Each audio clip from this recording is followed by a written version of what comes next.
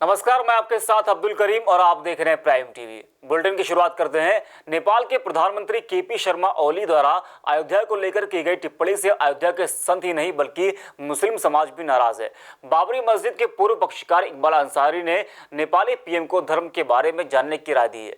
उन्होंने कहा कि अयोध्या में भगवान राम के साथ साथ हनुमान जी भी विराजमान है और अगर हनुमान जी को गुस्सा आ गया तो जिस तरह लंका का नाश हुआ था उसी तरह नेपाल का भी नामो निशान नहीं रहेगा। देखिए, सवाल हमारे यहाँ अयोध्या का है। अयोध्या धर्म की नगरी है, आज से नहीं है। अयोध्या सदियों से मानी जाती है। अयोध्या का महत्व पूरी दुनिया जानती है। यहाँ सारे जात के देवी देवता विराजमान है, हिंदू, मुस्लिम, सिख, ईसाई। और सवाल यहाँ है कि नेपाल के राजा केपी शर्मा ने जो कहा है कि अयोध्या नकली है और भगवान राम हमारे यहाँ पैदा हुए। सवाल तो जो है बहुत लंबा है और बहुत कठिन है, क्योंकि उनको शायद हिंदू धर्म मालूम नहीं है। क्योंकि हम भी भगवान राम का सम्मान करते हैं, पूरा मुसलमान भगवान राम का सम्मान करता है। इसलिए हमें चाहते हैं कि इस तरीके से जो है भगवान राम के बारे में कहना कि यहाँ जो है हमारे यहाँ पैदा हुए थे, अयोध्या में नहीं पैदा हुए थे, अयोध्या नकली है। ये अयोध्या धर्म की नगरी है, यहाँ सरजू नदी है। रामायण में लिखा है कि अयोध्या में भगवान राम पैदा हुए, सरजू नदी के करीब पैदा हुए। 5 किलोमीटर में अयोध्या मानी जाती है। शुद्ध अयोध्या 5 किलोमीटर में जो है मानी जाती है। 5 किलोमीटर में सारे जात के देवी देवता हैं। इसलिए यहाँ एक सबूत है कि भगवान राम यहाँ पैदा हुए थे। संभल की सड़कों की खस्ता हालत को देखते हुए नगर सुधार कमेटी ने डीएम को एक ज्ञापन सौंपा था, जिसको गंभीरता से लेते हुए डीएम अविनाश कृष्ण सिंह ने तुरंत सड़कों को गड्ढा मुक्त कराने के आदेश दिए। डीएम की इस निष्ठा को देखते हुए नगर सुधार कमेटी के अध्यक्ष ने समस्त सदस्यों की ओर से डीएम को धन्यवाद देते हुए कहा कि यह हमारे जनपद का सौभाग्य है जिसे ऐसे अधिकारी मिले हैं जो कि जनता का दर्द समझते हैं। इसको गंभीरता से लेते हुए जैसा जिलाधिकारी महोदय ने वायदा किया कि हम कल से जो है इसके ऊपर काम शुरू करवा देंगे, तो उन्होंने उस बात को रखते हुए दूसरे दिन से ही माल डलवाना शुरू कर दिया था। और मैं नगर सुधार कमेटी के हम सारे सदस्य उनके आभारी हैं। नगर सुधार कमेटी के कौन हो सर आप? मैं नगर सुधार कमेटी का अध्यक्ष हूं और नगर सुधार कमेटी के लोगों ने ही उनसे आग्रह किया था।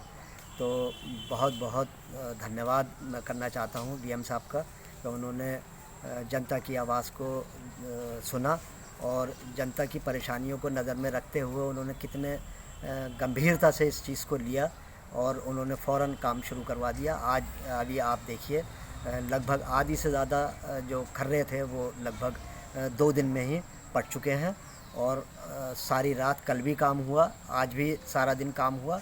प्रतापगढ़ के रामपुर खास क्षेत्र की विधायक आराधना मिश्रा ने कार्यकर्ताओं के साथ बैठक की। इस बैठक में उन्होंने वरिष्ठ नेता प्रमोद तिवारी के जन्मदिन के अवसर पर सभी कार्यकर्ताओं को उनके बारे में बताया, जिसके बाद उन्होंने ये भी बताया कि 16 जुलाई से लेकर 15 अगस्त तक सभी इलाके में घर घर मास्क और सैनिटाइजेशन का काम होगा और सुरक्षा के किट को पहुंचाने की बात कही। इसी के साथ विधायक ने जानकारी देते हुए कहा कि 15 जुलाई को रामपुर खास क्षेत्र में कोरोना मुक्त दिवस का संकल्प अभियान शुरू किया जाएगा। संभल में कोरोना पॉजिटिव केस में तेजी से इजाफा हो रहा है। जिले में कोरोना से 46 और नए संक्रमित पाए गए हैं, जिसके बाद कोरोना के कुल पॉजिटिव मरीज की संख्या 634 हो गई है। 46 जो संक्रमित मरीज मिले हैं वो चंदौसी और बजहोई के आसपास के इलाके के हैं। संक्रमित मरीजों के बारे में नोडल अधिकारी डॉक्टर मनोज कुमार ने जानकारी दी। आजमगढ़ में एटीएम में पैसे डालने वाली लॉजिस्टिक कंपनी सीएमएस के कर्मचारियों पर करीब 1.25 करोड़ रुपए का घोटाले का आरोप लगा है। कंपनी के अधिकारियों ने लखनऊ से आजमगढ़ के एसपी को इसकी जानकारी दी। मामले को संज्ञान में लेते हुए एसपी ने कंपनी के कस्टोडियन के खिलाफ मुकदमा दर्ज करने का आदेश दिया है। बताया गया कि घोटाले वाले पैसों से आरोपियों ने अचल संपत्ति और कई महंगे सामानों की खरीदने में खर्च कर दिए हैं। एक कैश लॉजिस्टिक कंपनी है जो बैंकों से पैसा लेकर के एटीएम में जाकर के पैसा फिल करने का काम करते हैं। उसमें जो उनके कस्टोडियन थे जो पैसा निकाल के ले जाते थे और एटीएम मशीन में जाकर के उसको फिल करते थे, उन लोगों ने धीरे धीरे वो पैसा जो है गायब किया है। ओवर द मंथ्स 2-3 मंथ्स में इन लोगों ने 1 करोड़ से ज़्यादा रुपये का गबन किया है। उन्हीं के खिलाफ एफआईआर की जा रही है। इन्वेस्टिगेशन में जैसा होगा वैसे कार्रवाई होगी। 1 करोड़ से ऊपर का मामला है, इसलिए हमने एक सीनियर अधिकारी को इसमें लगा दिया है निश्चित रूप से इसमें जल्दी ही गिरफ्तार हो जाएंगे, मेरा मानना है कि ताजनगरी आगरा के कागारोल क्षेत्र में खनन माफियाओं के हौसले बुलंद दिखाई दे रहे हैं। बताया गया कि चंबल नदी से अवैध खनन के बाद बालू को ओवरलोड गाड़ियों से हर दिन भेजा जा रहा है। इन्हीं में से एक दिन ग्रामीणों ने 7 गाड़ियों को पकड़ लिया, जबकि खनन माफिया 3 गाड़ियों को लेकर भागने में कामयाब हो गए। घटना की सूचना मिलने के बाद मौके पर पहुंचे सिपाही ने माफियाओं का पीछा किया। अबुआपुरा तिराहे के पास गाड़ी को रोकते हुए दबंग माफियाओं ने सिपाही को जान से मारने की धमकी देते हुए उसके ऊपर गाड़ी चढ़ा दी। इसके बाद ग्रामीणों ने घायल सिपाही को इलाज के लिए अस्पताल में भर्ती कराया। बदायूं के सदर कोतवाली क्षेत्र में पुलिस और बाइक सवार 2 बदमाशों में मुठभेड़ हो गई। मुठभेड़ के दौरान पैर में गोली लगने से 50,000 का इनामी बदमाश जख्मी हो गया। वहीं इस दौरान बदमाशों की जवाबी कार्रवाई में दरोगा भी गंभीर रूप से घायल हो गया, जिसके बाद दोनों घायलों को तुरंत अस्पताल में भर्ती कराया गया है, जहां उनका इलाज चल रहा है। अपराधियों की गतिविधियों की रोकथाम के लिए सायंकाल चेकिंग चल रही थी। इंस्पेक्टर कोतवाली और उनकी टीम और लगे हुए थे, एसटीएफ भी हमारे साथ थी। हुरऊ बाईपास पर चेकिंग हो रही थी। मोटरसाइकिल से 2 लड़के आते हुए दिखाई दिए, उनको रोकने का प्रयास किया, उन्होंने पुलिस पर फायर की, जिसमें हमारे सब इंस्पेक्टर भी घायल हुए हैं। आत्मरक्षा तो अपने सुरक्षा पुलिस ने भी फायर किया और एक अपराधी घायल अवस्था में, उसको गोली पैर में लगी है, पकड़ा गया है। पूछताछ में उसने अपना नाम मुबीन बताया, जो यहाँ सैदपुर वजीरगंज का स्थायी निवासी है। और जानकारी जो अभी तक मिली उसमें फर्रुखाबाद से 50,000 का इस पर इनाम है, राजस्थान से 5,000 का और उत्तराखंड से भी 5,000 का इनाम है। ये छैमार जो एक गैंग होता है उसका सक्रिय सदस्य डकैती के कई मामलों में वांछित है। इसकी हिस्ट्री शीट और इसके अन्य सहयोगियों का पता कर रहे हैं। जो एक व्यक्ति भागा हुआ है उसके लिए पूरे जनपद में चेकिंग चल रही है। बुलंदशहर में पुलिस और बदमाशों के बीच मुठभेड़ हो गई। इस मुठभेड़ में टॉप 10 बदमाशों की लिस्ट में शामिल 25,000 का इनामी बदमाश गिरफ्तार किया गया। इसके साथ 2 और शातिर बदमाशों को पुलिस ने गिरफ्तार किया है। वहीं घायल इनामी बदमाश को पुलिस ने अस्पताल में भर्ती करा दिया है। बदमाशों के पास से पुलिस ने तमंचा, कारतूस सहित 2 बाइक को बरामद किया है। फर्रुखाबाद के कमालगंज क्षेत्र में बिजली विभाग की लापरवाही उजागर हुई है।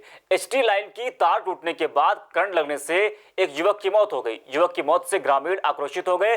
गुस्साए ग्रामीणों ने बिजली विभाग के जेई के खिलाफ मोर्चा खोल दिया है। ग्रामीणों का कहना है कि सूचना के बाद भी बिजली विभाग के किसी कर्मचारी ने तार को नहीं जोड़ा।